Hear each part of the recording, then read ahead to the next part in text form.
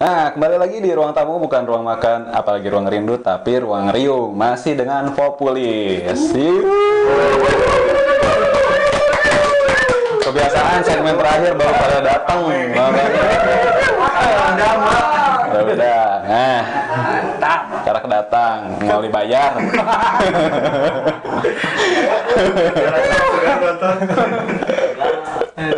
Siap.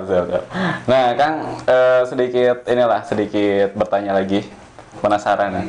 Nah, di media sosial tuh sebenarnya sikap toleransi ini tuh sulit dikontrol nih, sangat sulit dikontrol gitu ya. Untuk toleransi ada yang ya dia seperti bercanda, tapi kalau kita yang ngerasain gitu, kita yang baca gitu, yang nggak nerima jokesnya tuh nyakitin gitu, maksudnya gitu.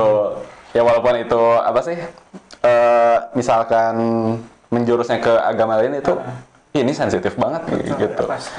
Nah, Populis itu akan sendiri lah menyikapinya bagaimana? Oke, Mbak mau Kang Dina dulu? Oke, kalau begitu, aduh, bentar sebenarnya sama ketua saya, tapi udah perintah Ya, perintah atau bisa di perintah gitu. tapi bisa diganggu juga. Saya dulu yang awalnya sekarang Siap, mungkin izin kita. Begini sih, sebenarnya kita kan nggak boleh ya, meskipun dalam suatu sifatnya bercanda, karena kan bercanda untuk sebuah agama itu, mengenai agama itu sangat sensitif sekali.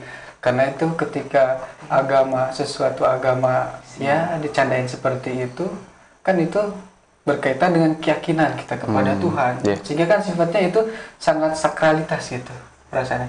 Bahkan dengan meskipun canda kayak ini mah, tapi dia itu bercanda seperti itu misalkan untuk tujuan toleransi. Kalau saya sikapi bukan tujuan toleransi, malahan secara tidak langsung menabrakkan nilai toleransi dengan candaannya itu.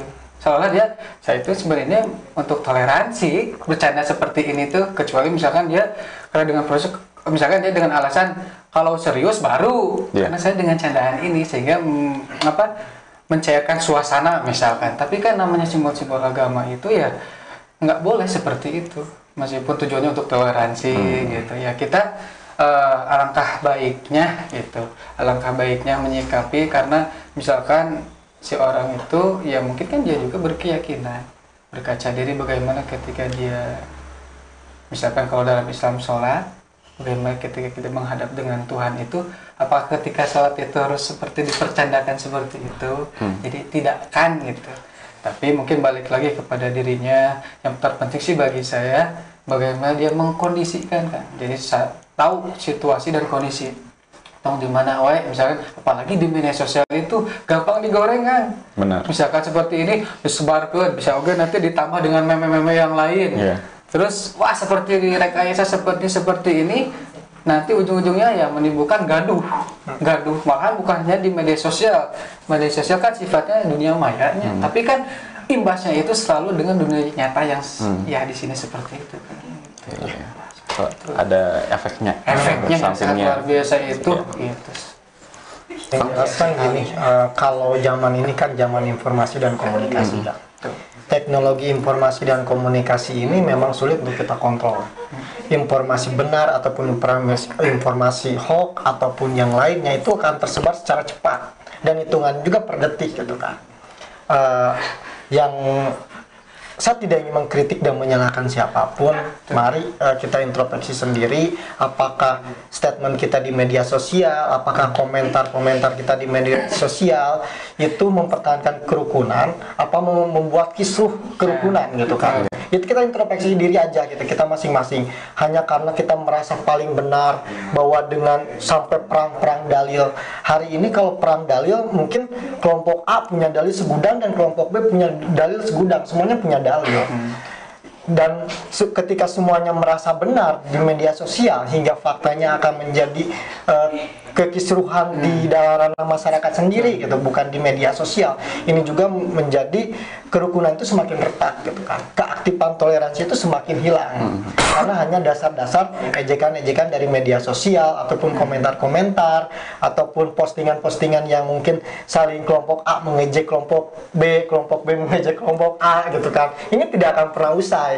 Mari kita saya hanya ingin mengajak introspeksi, apakah selama ini postingan kita ini memperkeruh keadaan, apakah posisinya menambah ikatan kerukunan, itu saja. Kalau misalkan memperkeruh keadaan, itu artinya kita selama ini salah. Selama ini kita salah. Negara ini sudah diperjuangkan oleh founding father kita, lalu kita merusaknya hanya diawali dengan komenan-komenan, komentar-komentar dan postingan-postingan yang saling menghujat, saling menghina dan saling melempar bahwa si fulan salah, kita yang benar, dan terus ini. Dan saya berharap kita berpikir refleksi, kita refleksikan diri kita masing-masing yang suka di media sosial, apakah postingan-postingannya mengandung bulian, apakah postingan-postingannya untuk memperkuat kerukunan kita bersama tanpa memandang agama ataupun apapun. Mungkin itu aja. Oke.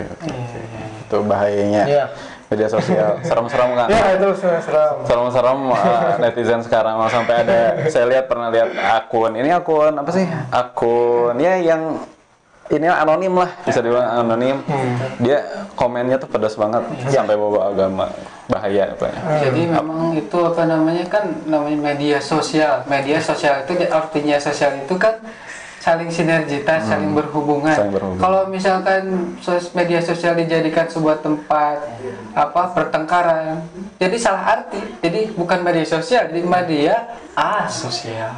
Jadi asosial. Kebanyakan orang itu kan kalau lihat kita ke belakang, zaman dahulu kan konektivitas dari segi teknis, misalkan perahu, terus apa lagi? Nah, hanya sebatas perahu sama kereta. Kalau sekarang kan ada kapal, ada apa, belum ada media komunikasi. Tapi kenapa gitu? Kalau kita udah komplit sekarang mah teknologi sudah maju, tapi kenapa media sosial ya berubah menjadi ya mungkin nggak berubah total, cuman ya adalah gesekan seperti itu. Jadi fungsi dari media sosial berubah jadi media asosial. Ya, mari kita kembalikan dengan makna yang sebenarnya. Media sosial itu jadi dengan semurni-murninya gitu kan. Oke. Siap. Nih, Kang, saatnya netizen bertanya. Bumpernya dong. Nah, dari Facebook nih, Kang, dari Fitri Kirana. Apa misinya Fopulis ini?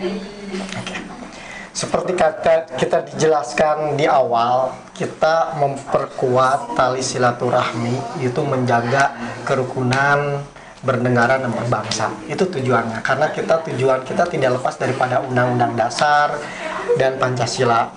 Ya, pada intinya gini. Kenapa tidak lepas daripada Undang-Undang dan Pancasila? Founding Father kita sudah merumuskan dengan beberapa konsep yang sebetulnya sudah matang gitu kan. Kita ikut perdamaian dunia gitu kan. Kita ingin mendamaikan antara misalkan contoh antara Palestina dengan Israel, kitanya juga belum damai, ya gimana mau ngedamain kan gitu. Tapi peran aktif cita-cita founding father kita seperti itu gitu kan. Nah, peran misi Fopulis itu sederhana gitu kan. Sederhana tapi sulit sebetulnya kan. Yaitu membuat tetap menjaga kerukunan antar kita sama tanpa memandang ras, suku, bangsa dan agama gitu kan. Di ranah sosial, yaitu khususnya wilayah teritorial Sukabumi ini. Paling itu mari kita menjaga bareng-bareng, dan hal ini juga tidak cukup populis, tapi juga harus dibantu dengan semua yang berkaitan dari pemerintahan, dari komunitas-komunitas lain. Karena kalau kita sendiri pun kita bukan sulit dan mungkin juga tidak akan sanggup gitu kan. Artinya perlunya kolaborasi, kerjasama, walaupun beda pendapat, beda pilihan, beda ras, suku, bangsa, dan beda agama ataupun beda kepercayaan gitu. Oke. Cukup jelas? Ya. Kalau kurang jelas nanti bisa hubungi di sedikit lah Instagramnya ya. Boleh? Oh, mangga. Oh iya. Nambahin ketua. kebetulan kita punya ADRT di situ ada visi misinya. Oke. Baca sedikit. Siap. Tekstualnya ya, Siap. isinya gitu. Isinya. Bentar ya. Jadi visi kita Gerakan Pemuda Independen untuk membangun toleransi dan perdamaian demi Sukabumi yang aman. Misinya menggali dan melestarikan khazanah spiritual serta kearifan lokal yang mendukung toleransi antar umat beragama dan kepercayaan. Kedua, mensosialisasikan nilai-nilai toleransi dan keberagamaan melalui berbagai media. Ketiga, mempererat persaudaraan antar umat beragama dan kepercayaan. Keempat, melestarikan kebudayaan lokal untuk menjalin perdamaian. Nah, itu kok yang tadi isinya saya kerangkanya. Itu tekstualnya. Tekstualnya. Tujuan secara faktual ataupun tadi saya jelas. Oke, siap. Cukup lengkap. Sangat lengkap malah, bukan cukup lengkap. Nah, ini dari Kang Sinar Jaya. Ini katanya baru nyimak nih. Populis itu apa sih? Mungkin bisa diceritakan kembali. Bisa disampaikan kembali. Populis itu kita satu kumpulan teman-teman yang berbeda keyakinan, berbeda agama, mungkin juga ada yang beda ras dan beda suku juga kita ada. Bahkan misalkan pemuda-pemuda yang tinggal di Sukabumi sudah lama tetapi aslinya di luar daerah Sukabumi, bahkan di luar pulau Sukabumi gitu kan. Kita hanya bertujuan seperti tadi mengikat silaturahmi. Tujuan awalnya itu dari silaturahmi itu terjadilah obrolan-obrolan sehingga terbentuklah Forum Pemuda Lintas Iman ini gitu kan. Untuk kita percaya bahwa perjuangan untuk kita menyebarkan virus-virus perdamaian itu harus terorganisir gitu kan, sehingga perlulah kita bentuk struktural ataupun organisasi, yaitu Forum Pemuda Lintas Iman ini. Siap. Itulah Populis. Bukan produk obat ya. Iya. Salah juga. Kebanyakan gitu. Takut. Pokoknya hati-hati, saya juga takut kepleset. Nggak di endorse, masa udah bisa buat bayar dong. Ada pertanyaan lagi nggak? Lagi tuh, ada di grup, coba. Ya, siap. Ada pertanyaan lagi nih dari Kang siapa? Kang Afrizal Akbar. Kang, di Populis ini ada gak sih yang dulunya sempat trauma dengan masalah toleransi beragama di anggotanya? Mungkin. Kalau hal ini kita pasti ada. Bahkan ada beberapa teman kita mungkin karena misalkan dulu ketika sekolah gitu kan, dia mayoritas gitu kan, sehingga merasa misalkan dia yang Islam tetapi sekolah orang mayoritasnya Islam tapi dia bukan Islam, misalkan Kristen ada kadang-kadang juga mereka ada yang mendapatkan misalkan mendapat bulian atau intoleransi sedikit daripada teman-teman yang beda agama itu. Nah, kadang-kadang ketraumaan itu masih ada gitu kan. Tetapi juga kita support, dan alhamdulillah juga teman-teman yang dulunya juga di masa sekolahnya mungkin ngebully ataupun segala macamnya, itu juga kan hanya ketika mereka belum paham dengan toleransi itu seperti apa. Karena pertumbuhan mereka semakin dewasa dan akhirnya mereka pun semakin paham, dan sampai detik ini juga bahkan orang yang trauma itu dan orang yang bulinya ada yang gabung sama kita juga gitu. Bareng-bareng. Kita bareng-bareng gitu. Jadi itulah kita menyebarkan virus perdamaian dari seperti itu gitu kan. Ada yang punya cerita trauma ataupun mungkin di lingkungan yang berbeda-beda gitu kan. Bahkan hari ini kita rasakan kan banyak teman-teman yang masih sama dengan agamanya sama tetapi hanya berbeda pendapat, itu juga menjadi cemooh atau bulian karena hanya berbeda pandangan.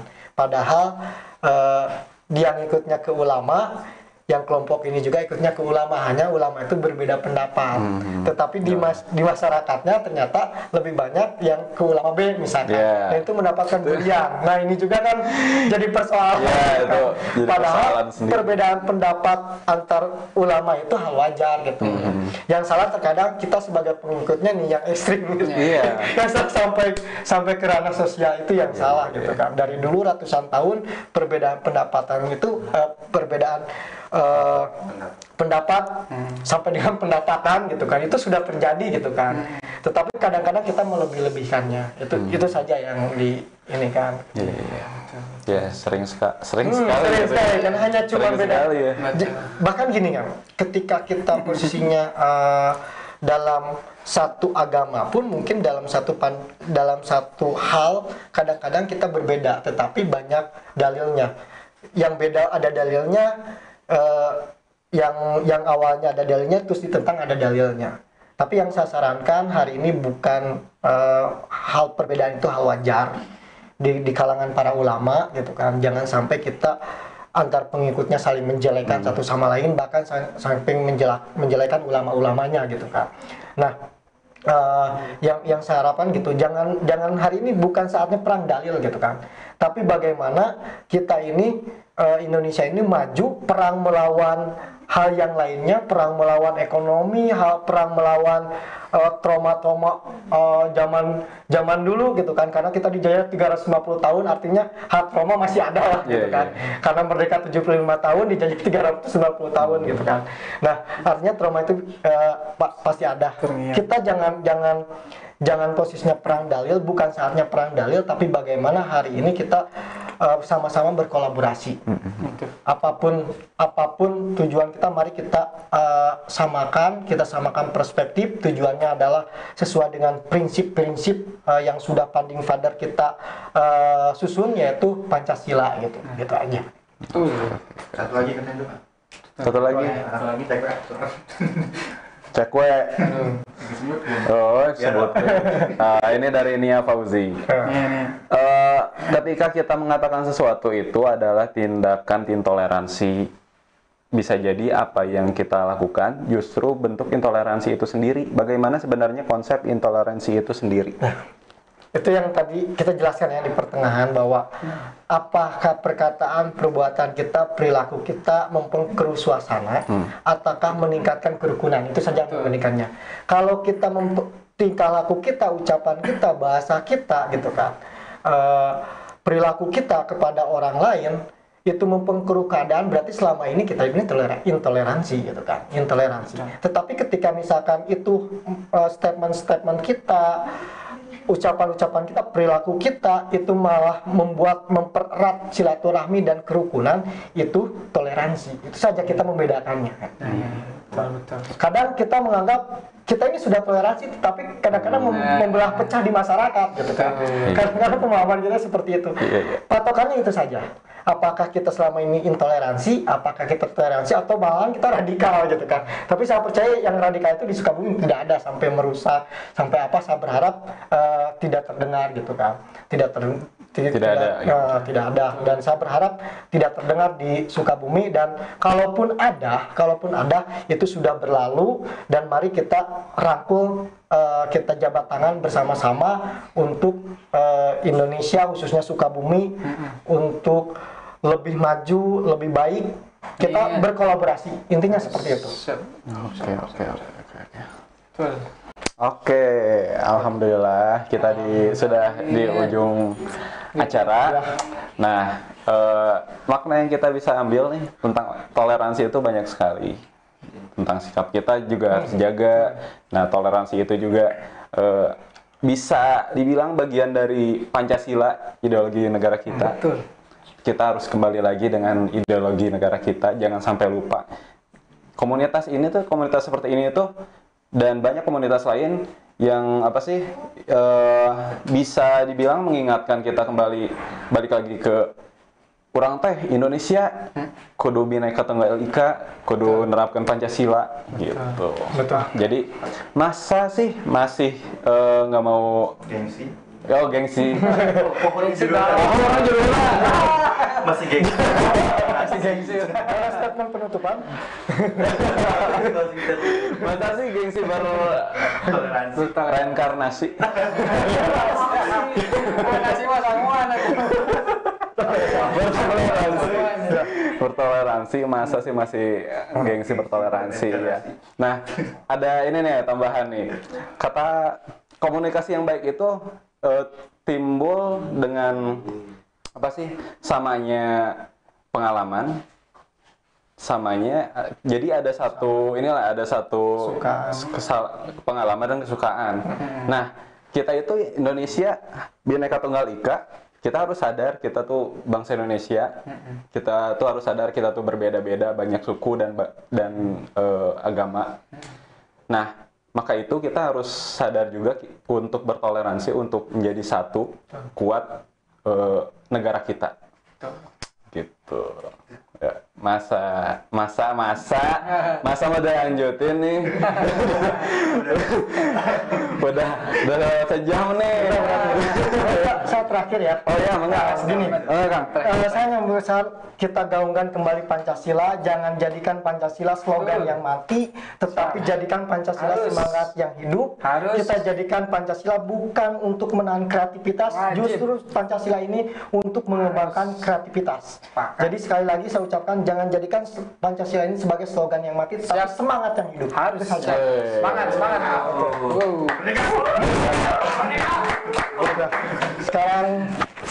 Sekarang apa kan?